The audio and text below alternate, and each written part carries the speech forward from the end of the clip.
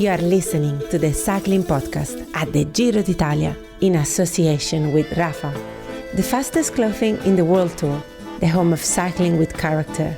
Ride and watch with Rapha in 2019 as they partner with EF Education First and Canyon SRAM. Today we are in Anterselva, Antols. What's the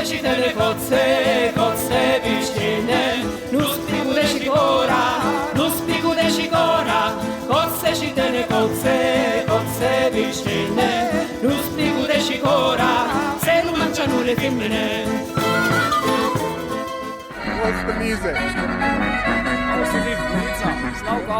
Slavko Ausenik, Golica. Traditional Slovenian music?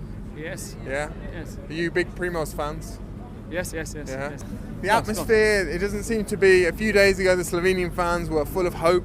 They thought he was going to win, not so much now. We still have hope. Yeah. Yes. Because that was crazy. A lot of you can see Slovenian flags, Slovenian supporters, and of course I enjoy them. It's still a long way to go. Of course days are going fast, but for me it's just the most important that still I'm staying healthy in one piece, and the fight will be for sure till the end. I still have a pain here, especially around my chest, but like with the stomach is getting better, so I can be optimistic about that. Everything affects a little, let's say like that. For sure it doesn't help, but of course it's for no one is easy, so it's a big fight for everyone. It's the only way to win Tour de France. Right. Everybody. I'm first Slovenian going around the world by car. First one in the world, Slovenian. I'm Ironman. I'm a cyclist training. But Roglic is really a national hero and a true champion. And we all believe in him. For sure, yes. But please, he needs your help. He's alone. You know, I know cycling. It's really like in the Wolf, everybody is, please, arrange the best team for him. With Ineos, he will be still 2 minutes ahead of all. You know, it's only team. He needs team to somebody to be in front of him. Well, Daniel, what were we opened with there? Well, extraordinary. So in chronological order, that was some Slovenian folk music, some Slovenian fans who I spoke to at the finish round the Jumbo-Visma bus. Then we heard from Primoz Roglic, and then we heard from a Primoz Roglic fan hectoring Primoz Roglic's manager, Mattia Galli, and Adi Engels, the Jumbo-Visma director sportif, about everything that's not going as the Slovenians would like for Roglic in this Giro. Quite a claim as well from that fan that he was the first Slovenian ever to drive around the world. I'm not sure we can verify that. I'm not sure. I didn't get his name. He claimed that he was a triathlete, he was a cyclist, and he knew exactly the formula that Jumbo-Visma should be employing in order for Roglic to win the Giro, the Tour, the Vuelta, everything else. This is extraordinary, really, for a guy, as people will have heard in our Kilometre Zero that we released today, who's only riding his 4th Grand Tour, and he's 3rd overall, and he's 2 minutes off the lead. He's still very much in the race. I actually thought he had a decent day today. He looked better today, didn't he? Yeah, so, it's incredible how expectations can be ramped up so quickly and so dramatically. Extraordinary stuff there. And this is an extraordinary place that we're in. The Biathlon World Championships are being held here next year. Where are we exactly? Because this is the part of Italy where they speak German. We're in Anterselva. I'm going to give it in Italian, although everyone today is speaking German. And we're in Südtirol, and it's very beautiful. We are in the heart of the Dolomites now, Rich, the real Dolomites, and very beautiful it is too. It's a great setting. It was a really stunning sort of finale to today's stage, with a little riders doing a little circuit almost around the centre where the Biathlon World Championships will be held next year. There was a big stand set up on the finishing straight, obviously for the biathlon as well. But it wasn't. I don't think it was really big enough for the Giro. There was a lot of confusion at the end with the riders being funneled into a road that the team vehicles were coming up, having been on the official deviation from the course, and there were a few close calls there and a lot of very angry voices. Davide Formulo got absolutely clattered by a TV camera. He's okay. He was third today, moved up a bit overall. Well, I just launched into the tail of the Tapa. We've got some good interviews coming tonight. When I say good interviews, we'll hear a very frank assessment of his form and fortunes from Bob Jungels. We'll hear Hugh Carthy as well. We'll hear Mikel Landa. Did Bob Jungels apologise for not winning, for not delivering on my tip yesterday? He didn't, but his mum and dad were there. So a lot of families here today, it seemed, and half of Slovenia as well for Roglic. Anyway, the tail of the tap, 181 kilometres from Commezzadura. Yeah, Kurt, not too bad. Is that all right? To where we are now, Anterselva. Early action with some riders going in the break, which was predicted by Gianni Savio, which we'll hear from Gianni Savio later in the episode. But his man, Marco Frapporti, was an early attacker. A break kind of formed around him. Fausto Masnada was there, as predicted by Gianni Savio, and a few other notable names.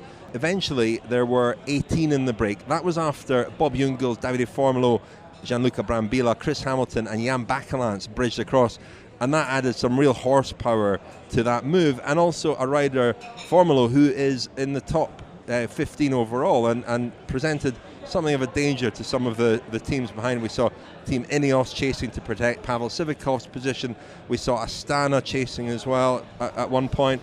But the gap was allowed to grow up to about 5.5 minutes. Formolo the best place at 12th overall at the start of the day. Lots of teams representing the break, only 8 teams not represented in the break. And they had 7 minutes by the time they started the first categorised climb, Elvas, at which point Jan Bakelants attacked on his own, which seemed strange. It was a long way to go.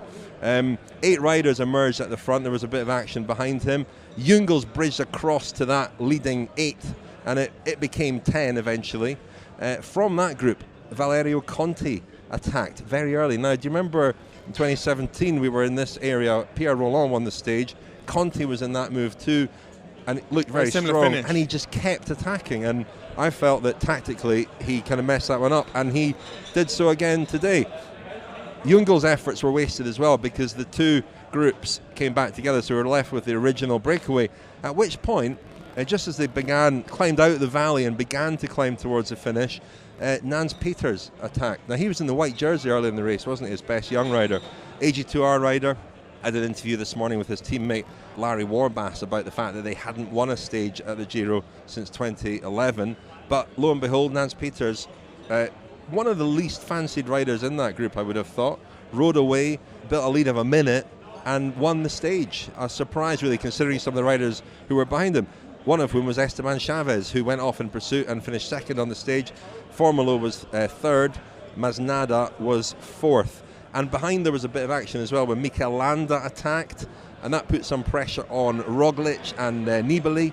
And eventually Landa finished 12 seconds ahead of a little group with Carapaz, and Carapaz actually gained another 7 seconds on both Nibali and Roglic. So a very, very good day for Movistar. In the GC, Lopez swapped places with Rafael Majka. He moved up to 6th overall. Majka slipped down to 7th. Formolo moved up to 10th.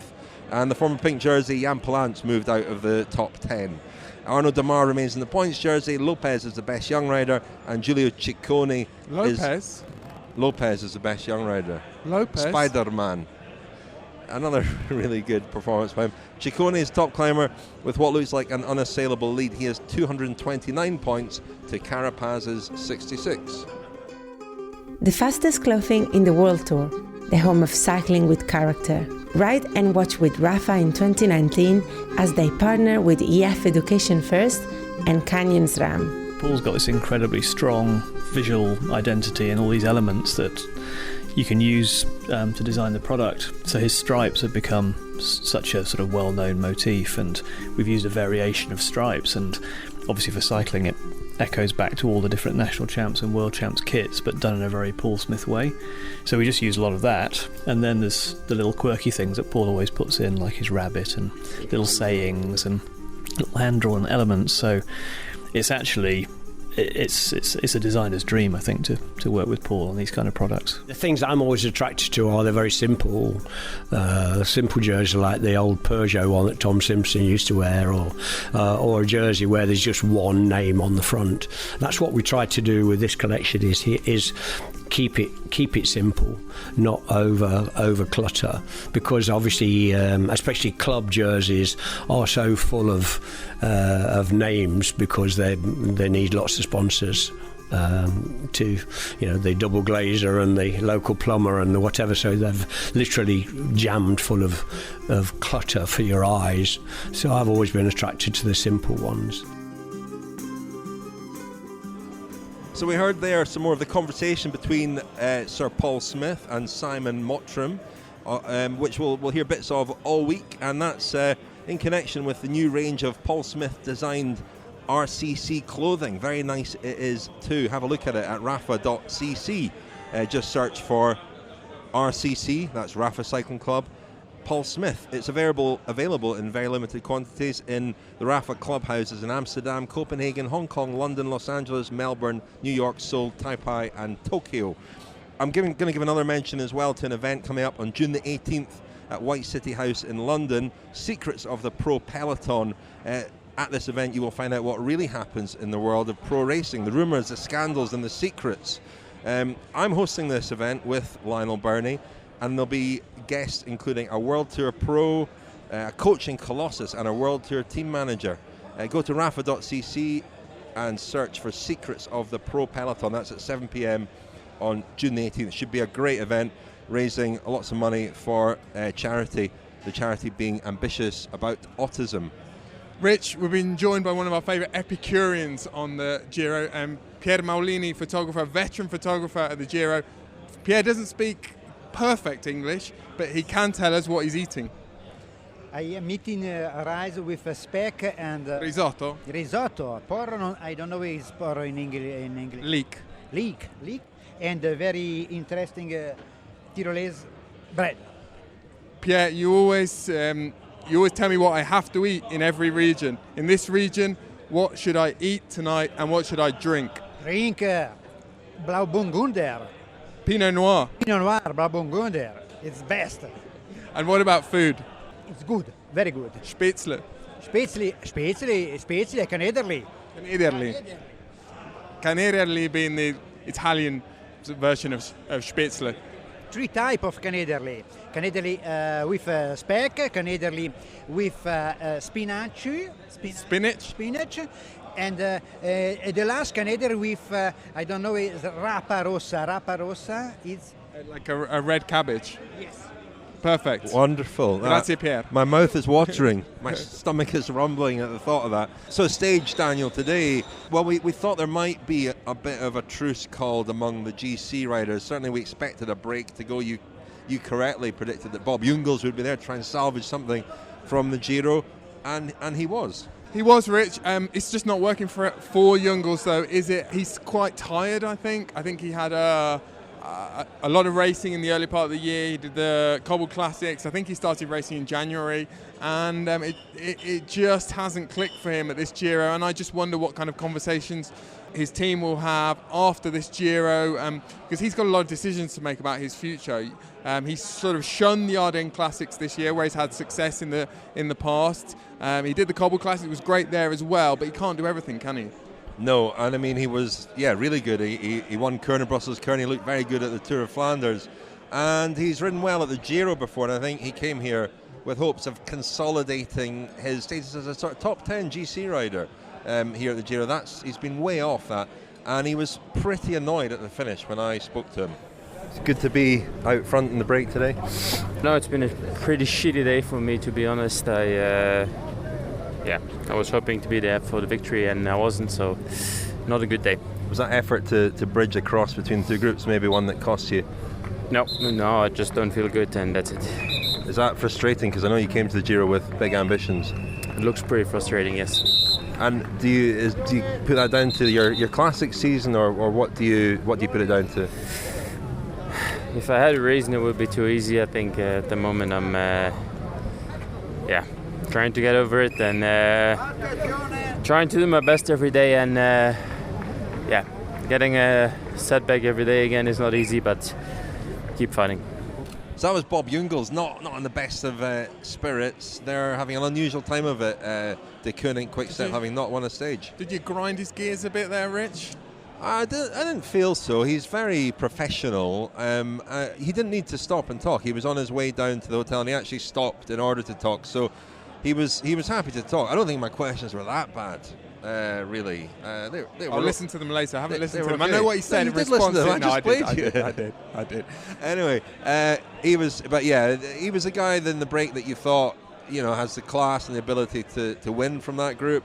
He didn't, and it was we'll get on to Nans Peters a bit later, but there were a lot of teams there that had more than one rider, and it was surprising the way that it played out in the end. I tell you who it did play out well for, Movistar and Bahrain, because they engineered themselves into a position where by Ineos were having to chase to defend Sivakov's white jersey, and his chances in the white jersey competition, and they were able to save a lot of their men, save a lot of energy. So a very, very good day, particularly for Movistar, as we said.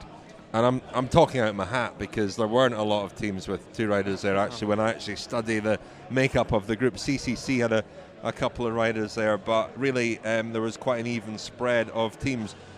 It was a typical day, Rich, where you will go around the buses at the end of the stage and you will assume that it's been a quite straightforward day for the guys behind. I spoke to a couple of people and they said that was definitely not the case, and I was quite grateful that I hadn't kind of put that to any riders, because I probably would have got a slightly quizzical look and maybe some expletives. Larry Warbasse said that the first hour was taser fast. I don't know what that means exactly. It sounds really fast. Yeah, we're going to hear from Lucky Larry quite a lot tonight, aren't we? And you spoke to Esteban Chaves. I did. Chaves was second. A good day for him. We've talked quite a bit about him in this Giro, haven't we? About his efforts to regain his best form after his health problems last year. Things are going in the right direction for him, and that was borne out by his second place today. Yeah, I was close, and was a lot of suffer today as well. I dropped in the second last climb for getting back at the main group. I suffered a lot with Jungels and other guys there. Finally we're back, and like usual we start attack each other 25-35 kilometers to go, and that is not easy when you weigh 60 kilograms and they just pulling really hard on these flat sections, I play my card, and second. I think second is good, but it's you have this taste in the mouth. Anyway, we try, and we will continue to try in Friday and Saturday for sure. Esteban, when you think about the last year and all you've been through, is today an important day for you? Yeah, it's beautiful. It's like I told you before, it's a lot of suffer as well. I'm not in 100% in my best shape, but I'm continuing to try like always. I believe in myself. Like you see today, I drop in the second last climb, and I just keep riding, keep believing. I back at the group, and I play my cards. But this guy for Argeduera attacked first, and he take the stage. Congratulations to him as well. Yeah, in the end, he's got it. Second is good, but also you have this strange taste in the mouth, but we will continue to try. It's not the end of the Giro, it's not the end of the world. Well, that was Esteban Chaves. Nans Peters then, a 25-year-old, don't know an awful lot about him. He's from Grenoble and he's ridden for H2R for a few years now. What can you tell us about him? He's a classic product of that team, the team that's based in the French Alps, around the Chambéry area. That's where he hails from. Has not won races as a professional, has always sort of finished races and done a good job for the team in fairly hard races, but he's a young rider. How old is he? 25? 25, I believe. 25. Still qualifies for the Young Riders competition, of course. And, a decent ruler, quite powerful, but can obviously go pretty well on lots of different types of terrain. But I don't know a whole lot about him, so I decided to ask one of his teammates today, Lucky Larry Warbasse, if he could tell us a little bit more about this day's stage winner. He's from the mountains. To be honest, I don't know. I think he's a little bit OCD. He's very, very precise with everything he does. About what? Give me an example. I just experienced this finally at the Giro, but people told me that so he lives close to Chambéry, so a lot of the guys, and they say if you go for a ride with him, the day before he sends you a Strava route, of the whole ride plan, you can't just show up and say hey, where do you want to go? He plans everything, so, it was the first rest day. We were just going to go for an hour ride, right? But he sent us 2 loops. Which would you prefer to do? And we're okay. So You know, he's very like do. Everything's lined out. He's really professional. Yeah, that probably helps. So that was Larry Warbasse on Nance Peters. Interesting stuff from him. He's got a great eye for detail, hasn't he, Larry? I'm sure future awaits him in the media of some kind. Maybe in podcasting. Let's sign him up. Get him on a kind of do a Carapaz. Yeah, there's a spot in our car in this. Can we talk to him while he's still under contract to AG2R? I don't know. Anyway, we talk about today as a breakaway day and sort of watch as the race forms and the guys go in the break, and don't really. Larry's talk of it being a taser fast start hints at just how difficult it is to get in the break, but we don't always appreciate that, do we? No, and it's still, even when guys talk about it, it's still very difficult to appreciate why it's so difficult, and in some cases it's just a question of kind of what's, and I understand that today it was simply the strongest guys of the maybe 40 or 50 guys who wanted to get in the break who ended up getting away. There was no great tactical element to it, but there are a lot of guys that missed out. One of them was Ben O'Connor, the Dimension Data rider who came here with GC ambitions. It's not worked out for him at all. He's revised his goals, thought he would try to get into the break today. I spoke to him this morning, and here's what he said. I need to make the breakaway. I've never made a breakaway in a World Tour race before. And the only other time I made the break, I think, was in Austria. And we did a 16k climb, and I made the break, and I won that stage. So, I'm not very good at doing it.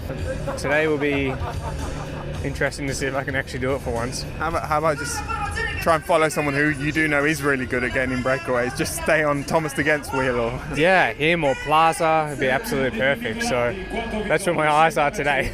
I mean, Ben O'Connor very unusually honest about how difficult he has found it to get in race, having never managed it. It's extraordinary. But when I said there were only 8 teams not represented in the break, almost inevitably Dimension Data were one of those 8 teams. Yeah, and teams like Dimension Data, riders like Ben O'Connor are done no favours by the likes of Gianni Savio's and Ronnie Giocattoli, who make it look pretty easy, don't they?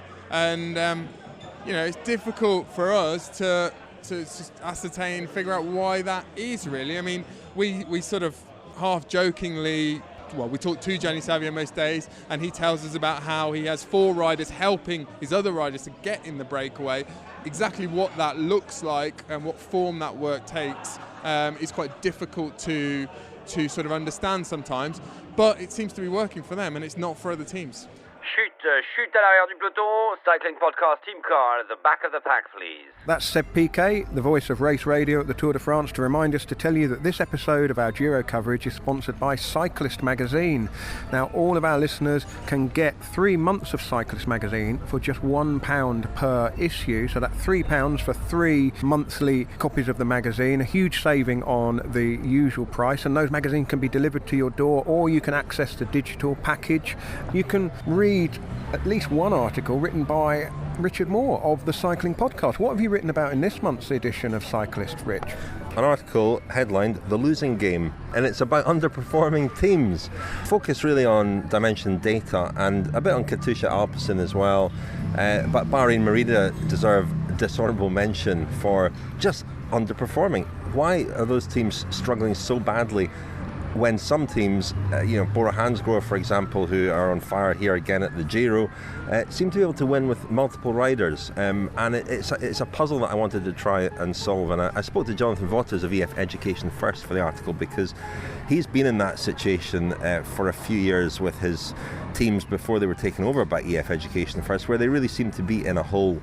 And something's happened, I think, this year to help them clamber out of that hole, and I wanted to try and understand what it was. Yeah, I'm being slightly mischievous there, Rich, because I have actually read your article, and the case studies you cite, they're all teams with different reasons for having underperformed, and all have slightly different ideas about how to dig themselves out of the particular holes that they're in. But in this Giro, for example, I mean, Dimension Data look like the team that's struggling the most, and when you analyse their roster, 4 of the 8 riders they brought here are eligible for the Young Rider competition, so it's hard to kind of criticise a team when they're trying to give youth a bit of experience. The Cyclist magazine covers quite a lot of ground. You've got articles about rides and about equipment as well as pro racing. There's a feature in there on the Mortirolo, which the Giro d'Italia is tackling this week. There's a big interview with Patrick Lefevre by James Witts, who's a very good writer as well. And it's interesting. Look back on Patrick Lefevre's long career. There's a line that jumped out at me about Remco Evenepoel. Patrick Lefevre knows his father, Patrick, very well. And Patrick Evenepoel told Patrick Lefevre that Remco had one dream, which was to ride for his team, which I didn't know, so that's worth reading as well. If you want to sign up for the trial subscription of Cyclist magazine and get the first 3 issues for just £1 each, you can do so by visiting cyclistmag.co.uk/podcast. That's cyclistmag.co.uk/podcast. And as I say, the magazine will be delivered to you for just £1 a month for 3 months. And if you want to cancel that subscription at any time, you can do so. You're not going to get locked in to months and months. If it's not for you, then you can cancel. As you say, Rich, it's a magazine that covers a very broad spectrum of cycling, from pro racing to amateur riding and sportives. And no one wants to be locked into months and months of monthly articles by me, do they? I wasn't going to say that, but you're absolutely right.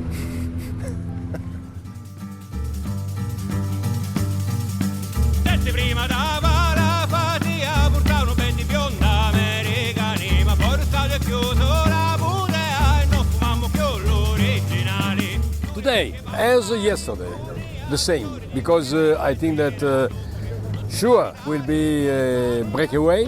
The finish is with a little hill. I hope Fausto Masnada and Mattia Cattaneo, and the other to finish the race.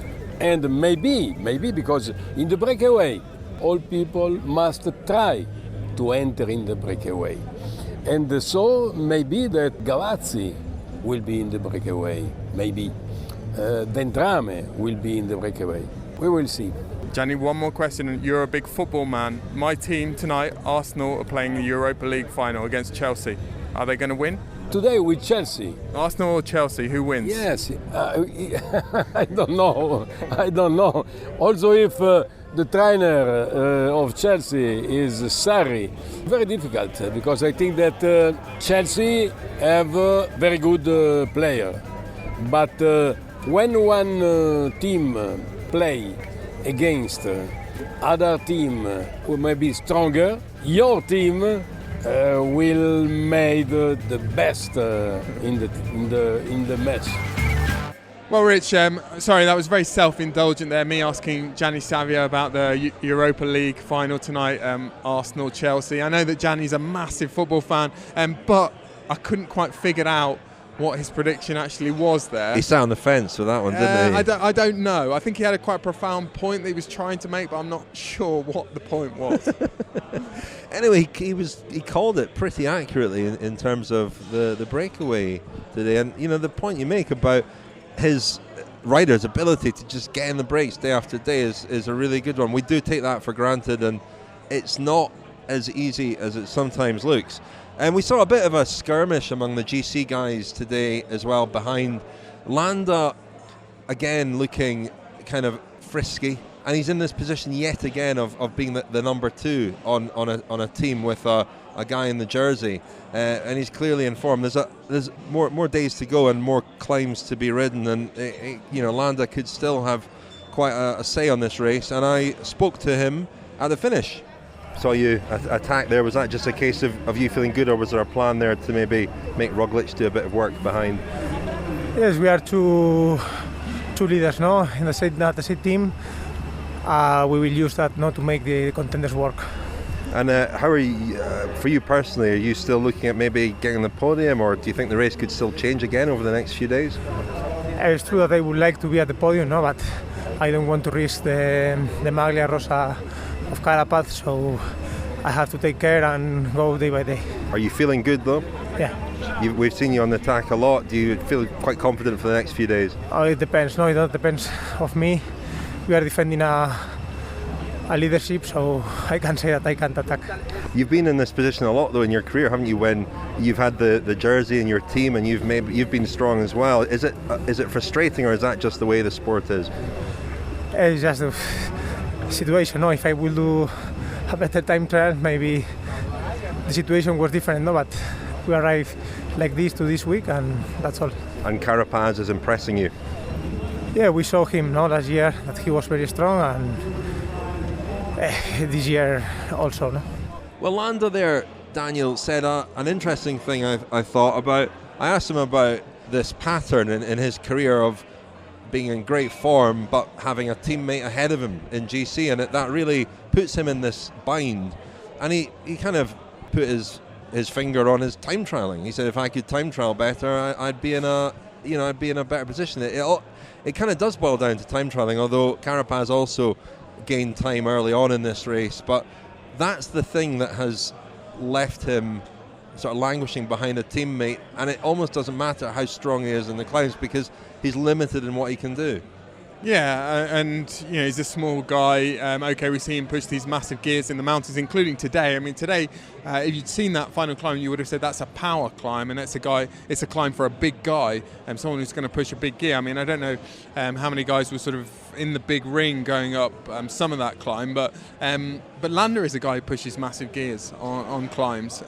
And a guy who went with him today, as he went with one of the GC guys when he attacked yesterday, Vincenzo Nibali, was Hugh Carthy. We didn't get a chance to speak to him after the Mortirolo, where he shadowed the shark all the way up, took the Ciro position, and shadowed him all the way up. Really, Nibali wasn't very happy, was he? Well, there seemed to be a bit of beef, and I asked Hugh Carthy about that today at the finish. Hugh, you gave it another go there when Landa went. Yeah, just good legs again, but yeah, good legs. Teammates did a good job all day, helping me. Nate Brown, good lead out into the climb. Well, it's a big, nice road, but with the wind and that, kept me out of the winds. Excellent, yeah. Couldn't hang on to Landa, but happy with the day, happy with another day. We didn't get a chance to speak to you last night after your ride up the Mortirolo, but to bridge across to Nibali and to stay with him up there, I mean, what did that feel like? Yeah, it was nice. Again, just sounds boring, but when you got good legs, nice to use them and be in the front of the race and contribute. So yeah. You seem to be taking it all in your stride. I'm trying to, yeah. I mean, I've had plenty of practice of good races and bad races, and the bad races help you as well. They make you appreciate this more, and just enjoy it now and make the most of it. Don't waste the opportunity, and use it as experience. Did Nibali say something to you at the finish yesterday? No, not really. I think Joe didn't really ride in the final, and I don't know, I think he was tired at the end. He said something, but we spoke after the stage and he shook hands, and as far as him and I are concerned, there's no issue at all. So what's the ambition in the final week now? I don't know, just enjoy it. I've done well so far, if I may say so myself. Yeah, I have nothing to prove to anyone now, and just enjoy it and give back something to the team for helping me, and the directors and the staff for supporting me. So yeah. The cycling podcast at the Giro d'Italia is supported by Science in Sport. Science in Sport, fuel by science. Thank you very much to Science in Sport for supporting the cycling podcast. Very grateful to them, of course. And you can get 25% off all full price items on the Science in Sport website. That's scienceinsport.com. With the code SISCP25, SISCP25, and Science and Sport have asked us to remind you that that offer code doesn't work in conjunction with items already discounted, so full price items only. The code is SISCP25, and the website is scienceinsport.com. And thank you very much once again to Science and Sport. Well, Daniel, look who it is. Wow.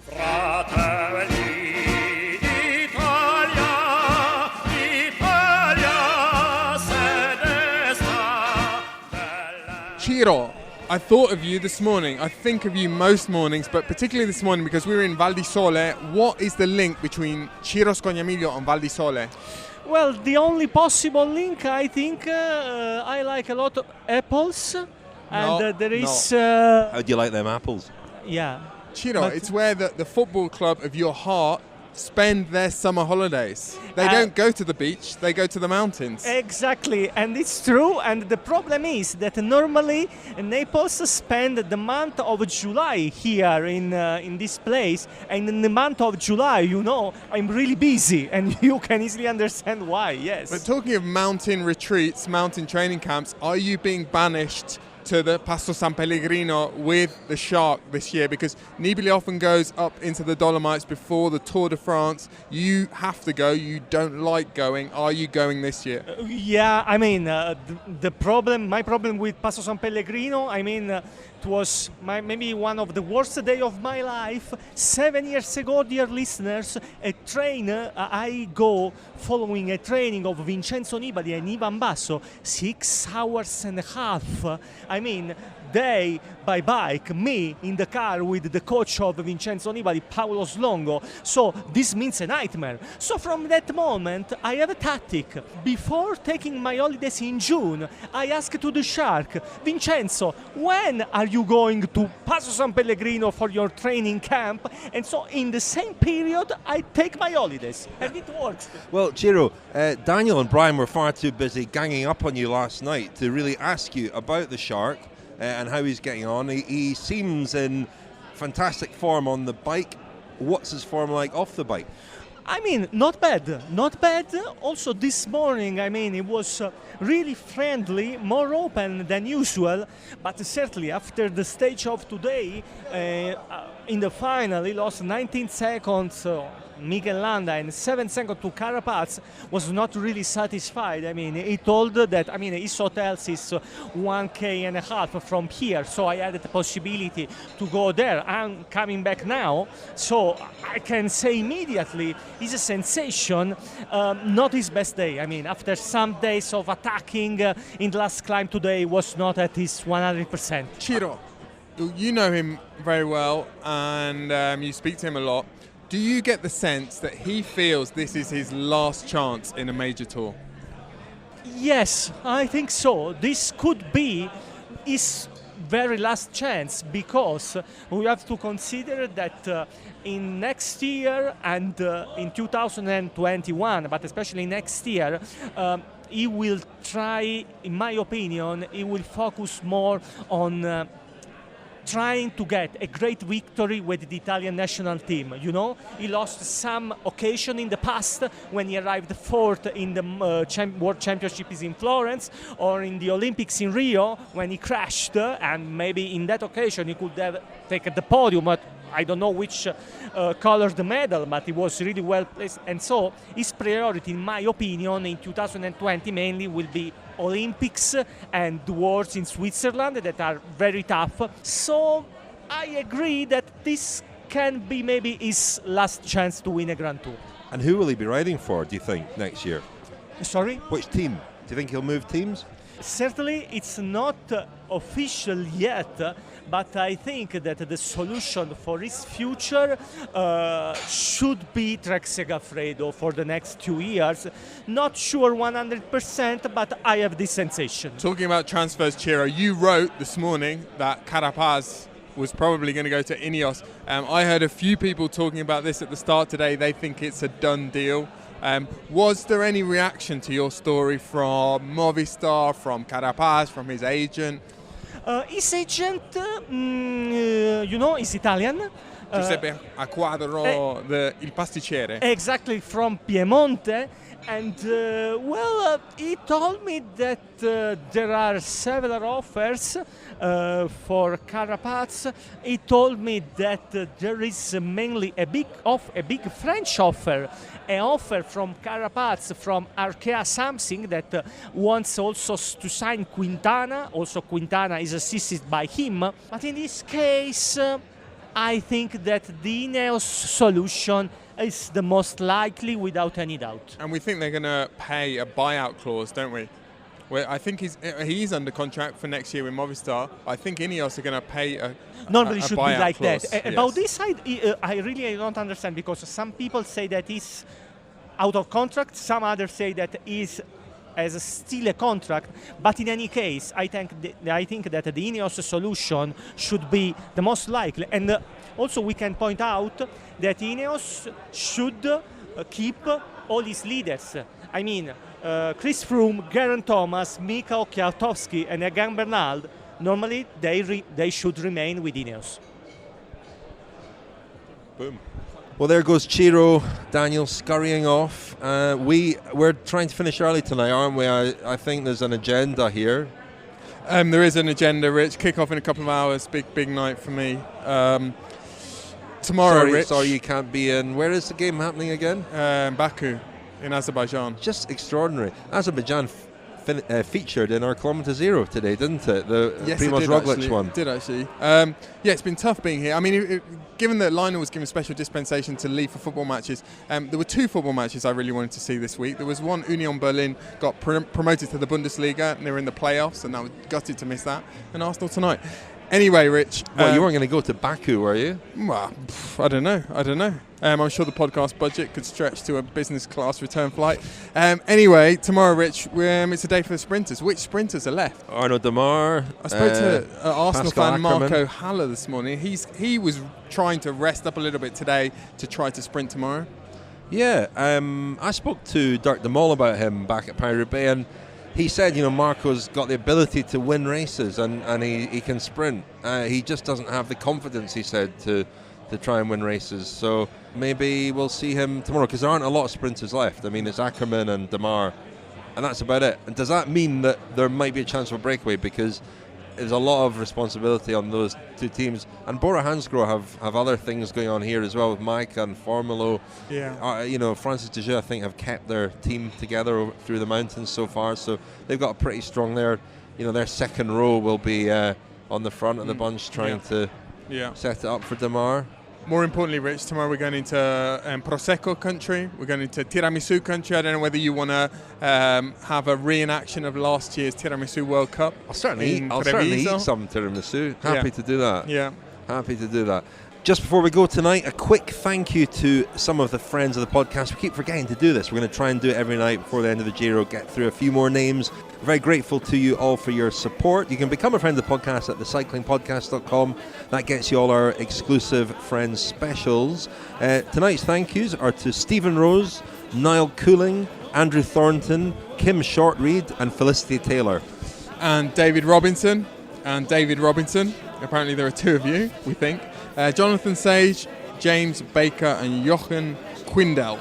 Well, we better wrap things up and get in the car and drive. Daniel, we should. Thank you very much. Thank you, Rich. Se lo mangiano le femmine.